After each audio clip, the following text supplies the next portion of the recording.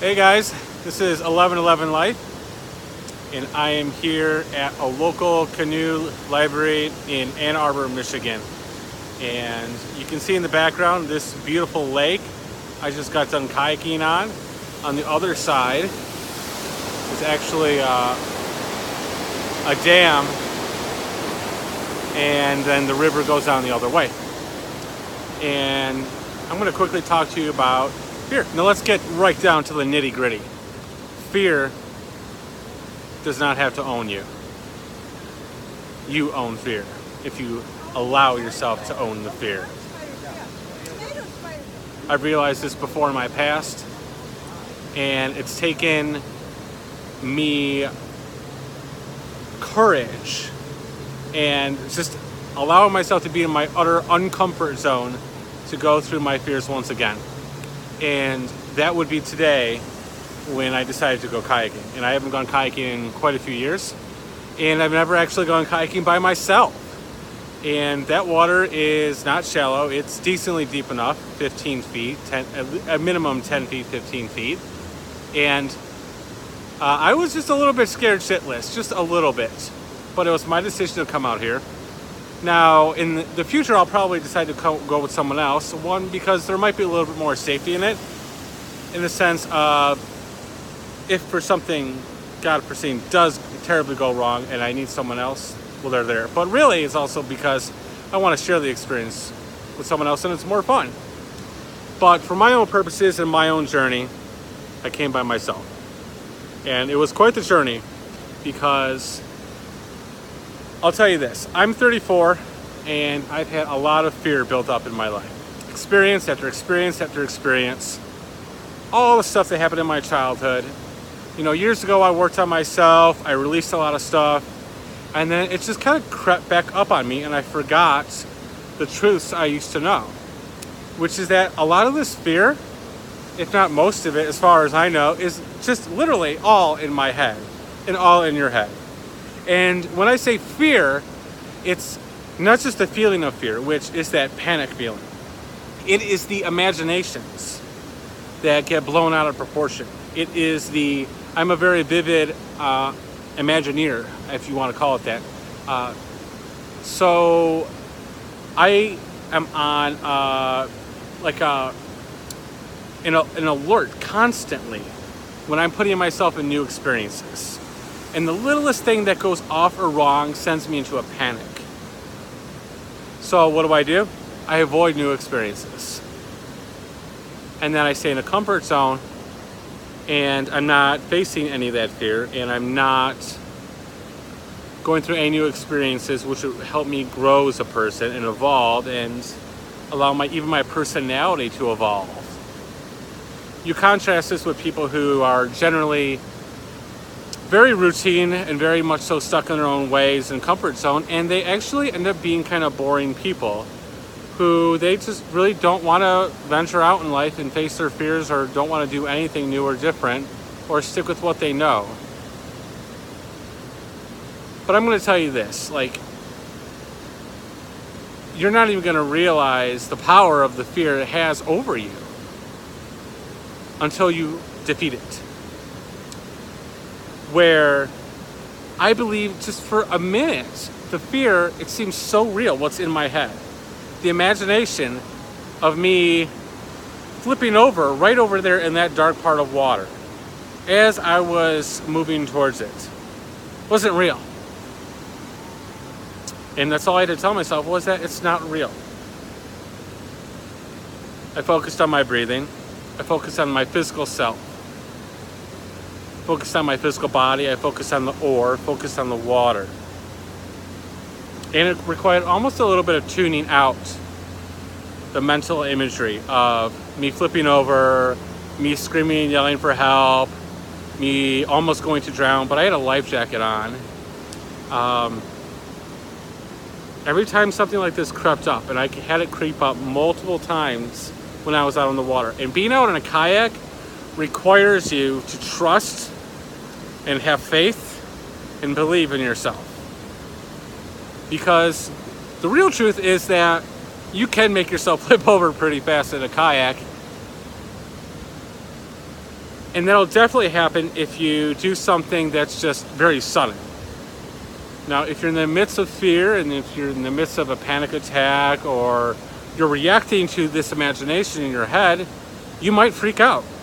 And when you freak out, you get unbalanced and you flip over in the kayak, which is symbolic to say of life. When we're trying to go through new experiences of life, trying to push ourselves a little bit, or basically just get something that we want or need, but requires us to go into our uncomfort zone,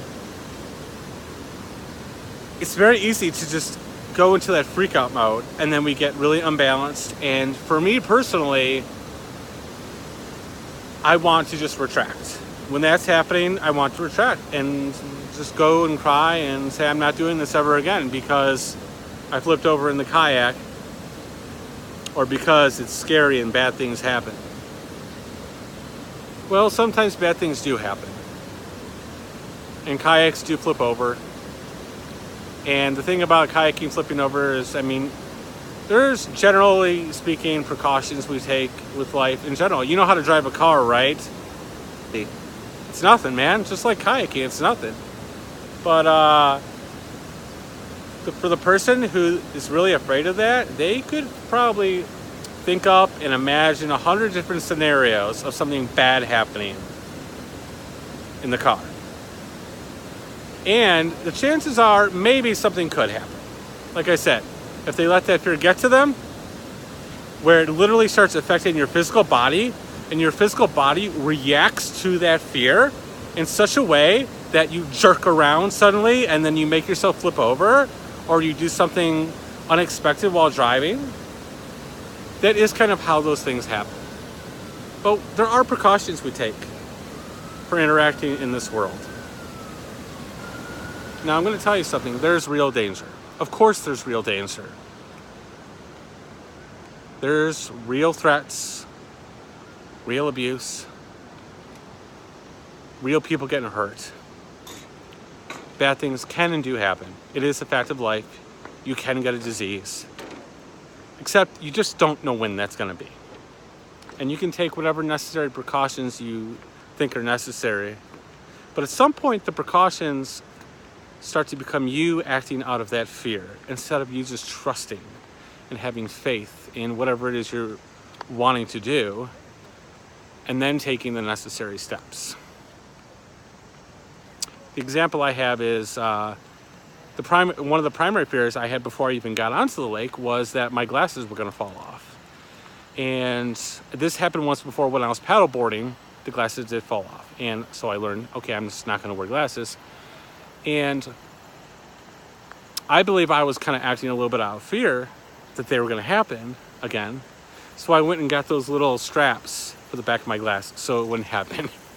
But it was under the total premise that I was going to fall into the water anyways. But I didn't fall into the water.